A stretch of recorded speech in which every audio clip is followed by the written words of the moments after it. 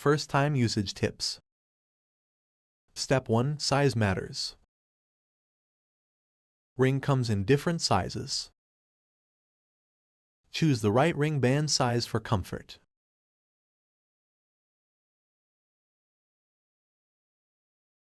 Push the selected band to the top of the slot.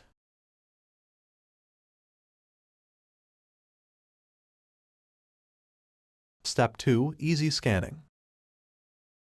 Wear the ring scanner on the forefinger. Slightly twist it towards the thumb. Lightly touch either side to scan. Step 3. Bluetooth connection. PC connection. Connect with PC. Connect the cradle with the PC with USB, and the green light means normal connection. After 15 seconds, scan the Bluetooth connection barcode with the ring scanner, and a blue light indicates successful connection. Smartphone, tablet connection. Connect with smartphone, tablet. Find and scan your device's operating system barcode in the user manual first.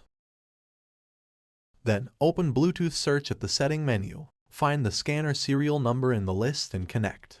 Green light indicates successful connection.